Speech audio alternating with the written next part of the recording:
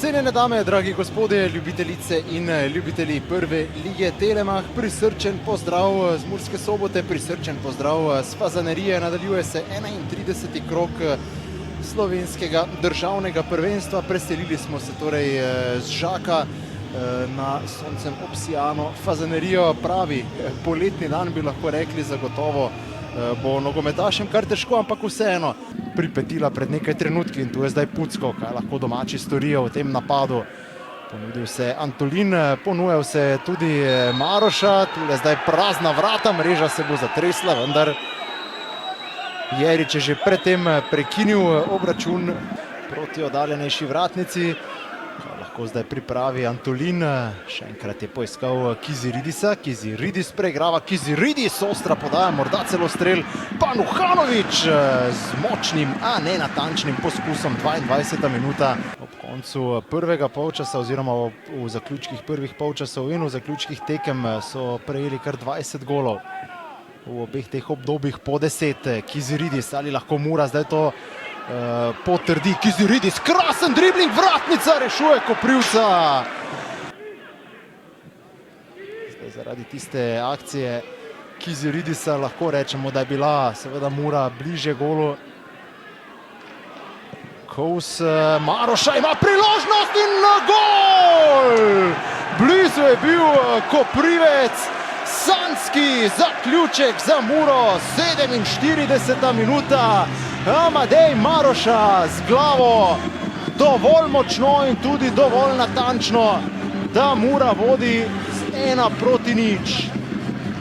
Nekajkrat že Kous po desni strani konkreten, dovolj pa pred odmorom, torej tik preden bi se oglasil Anže Jerič, so se Koprčani, ki so vse tako se je zdelo že zadnjih 15 minut pričakovali odmor, prejeli zadetek.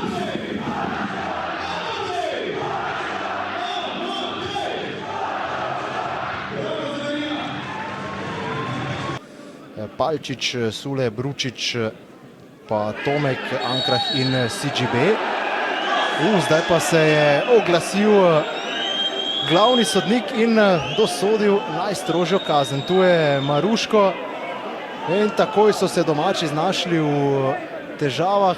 Tule vidimo Maruško ob Vešnerju Tičiču, prepričan, da tu ni storil prekrška, do kontakta je prišlo.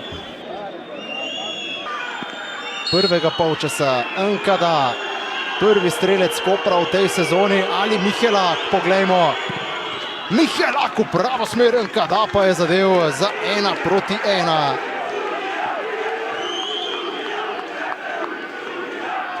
Zdaj bo vroče na tribunah Fazanerije, zagotovo prisotni navijači ne bodo pozabili na to dosojeno 11-metrovko.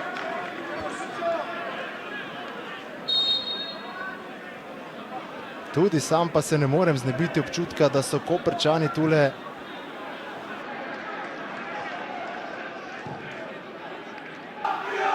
Antolin je najprej zapravil posest, potem pa ni uspel storiti prekrška, pa baj. Nekaj prerivanja na robu kazenskega prostora, potem pa do zaključka Tomek.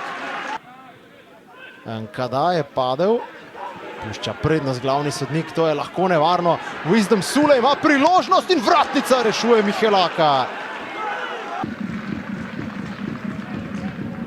Podaja v osrčje kazenskega prostora, brez zaključnega strela so vse zaenkrat ostali Muraši. Tule zdaj spet vroče, Žiga Kous je bil tam ob Tomeku, ki je obležal na tleh. Poglejmo, kaj se je zgodilo. Dvignil je levico.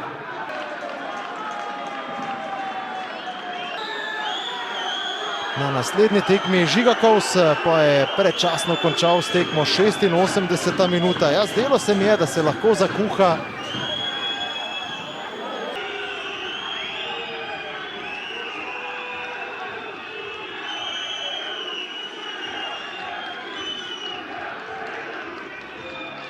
Tonči Žlogar, tekma dveh različnih polčasov. Najprej se osredotočiva na igro. V prvem delu ste prišli do vodstva v tistem najboljšem možnem trenutku, potem v drugem delu takoj prejeti gol. Kako ste sicer zadovoljni s pristopom fantov, z tem, koliko energije so dali, sploh po vaših besedah, v Ljudskem vrtu? Ja, jaz moram čestitati fantom za pristop, dali so vse od sebe. Ni bilo enostavno, mislim, da po težki tekmi v Ljudskem vrtu so danes odreagirali na pravi način. Bili smo prvi polčas boljši, dominantnejši. Imeli nekaj dobrih situacij, malo nas je zmanjkalo v tem zadnjem pasu, v zadnji tretjini, ampak smo dobro kontrolirali tekmo. Dosegli v bistvu 2 zadetka, samo en priznan. Drugi polčas nas je mogoče ta 11-metrovka nekoliko sigurno spremenila potek tekme. Koper je ekipo osvežil in si priigral, roko na srce, dve lepi priložnosti, smo imeli malo sreče. Mislim, da na koncu je rezultat realen in čestitam fantom na borbenosti, ampak bom rekel, čaka nas dosti dela. Mimo sodniških odločitev ne moreva, tudi komentar sva slišala zdaj iz tribune. Kako ste videli? Rekli ste že en razveljavljen zadetek, pa potem tista 11-metrovka, izključitev Žige Kovsa. Je tudi to spodrezalo krila fantom, glede na zaključek prvega polčasa, pa potem nadaljevanje tekme? Zdelo se, da se bolj ukvarjajo z odločitvami sodnika, kot pa z samo tekmo. Se tudi vam tako zdelo? Ne, pač odločitve so bile, kakšne so bile, ni bilo niti, bom rekel, pri prvem zadetku sploh dopuščena možnost, da bi VAR lahko posredoval. Mislim, da sojenja sam ne bom komentiral, včasih ti gre v prid, včasih ti gre v škodo. Nogomet se igra zaradi akterjev, nogometašev. Če postane na koncu sodnik glavni akter tekme, potem naj se vpraša, če je karkoli pač narobe naredil in naj poskuša naslednje tekme te napake odpraviti, če bo še dobil na tem nivoju priložnost, da sodi. Še pogled v prihodnost, zdaj 2 tekmi z tistimi, ki so povsem na dnu. Tule je priložnost seveda, da si Mura dokončno zagotovi miren zaključek sezone in pa da se potem lahko v miru pripravite tudi na zaključek pokala. Kako planirate nekako osveževati ekipo v teh naslednjih tednih? Ne, mi ne planiramo prav nič osveževati. Mi smo pač bili prisiljeni zaradi razporeda po pokalni tekmi v Kopru nekoliko spremenjati ekipo.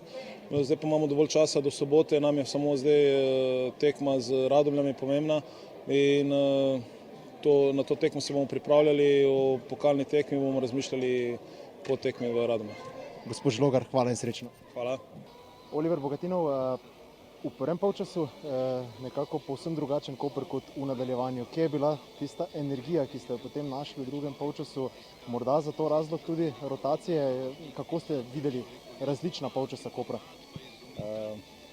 Z namenom smo šli v rotacije v tekmo. 2 dni manj počitka smo imeli od Murašev. Nekaj rotacij z namenom osvežitve, nekaj rotacij z namenom dajanja priložnosti čim večjemu številu igralcev. In ja, načrt je bil tak, da mogo da drugi polčas potem dvignemo z ritmom. Nažalost smo v prvem polčasu v zadnjih minutah dobili gol in potem smo mogli loviti, smo mogli dati še mnogo več sebe v samo tekmo, mnogo več energije, želje. Na koncu, jaz mislim, da zasluženo izenačili, imeli še 2 priložnosti v drugem polčasu, mogoče za povišanje vodstva, ampak vse skupaj gledano mislim, da je rezultat 1:1 kar preveč. Kako ste sicer spremljali vse tiste odločitve, ki so razburjale domače igralce pa člane strokovnega štaba? Zdelo se je, kot da so vaši igralci ostali nekako v tirnicah, bili osredotočeni na tekmo in to je za vas delovalo na koncu bolje, ne? Imeli ste tudi več od igre, kot ste že omenili v drugem polčasu. Fokus na vsak na sebe, fokus na igro, fokus na tisto, na kar lahko odločaš. Sodnik je izven tega, sodniki delajo po svojih pravilih in mi težko vplivamo na to. Mogoče zato tudi nobenega kartona iz klopi, nimamo na klopi nekih tehničnih pripomočkov, da si lahko ogledamo in mogoče je to tudi prednost. Kaj preveč komentirati poteze za nazaj, mogoče ni produktivno, ampak ajde.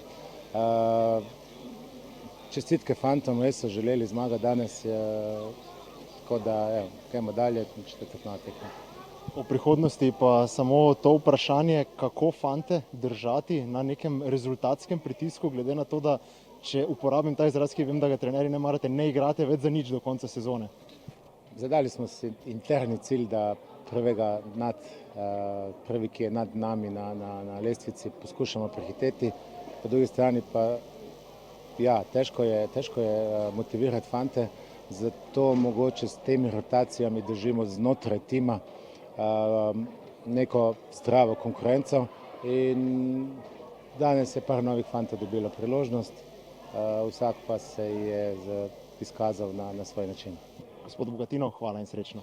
Hvala tudi vam. Hvala. Luka Turudija, zelo zahtevna tekma za vas, ko ste vstopili v drugem polčasu.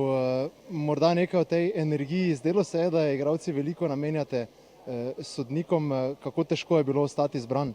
Pa seveda, v drugi polčas smo vstopali malo slabši, tako je sodnik piskal, zdaj ne vem, ali je bil penal ali ne, takoj ti malo dvigne živce, kako bi rekel po domače, ampak s tem se ne smemo toliko ozirati, moramo biti fokusirani na svojo igro in bolj zgled. Kako ste igralci nekako vzeli tisto izjavo vašega trenerja, gospoda Žlogarja, po zadnji tekmi v Ljudskem vrtu, ko ste razočarali, ko je dejal, da morate biti bliže nasprotnim igralcem, da morate imeti več samozavesti, kako ste nekako potem oddelali treninge?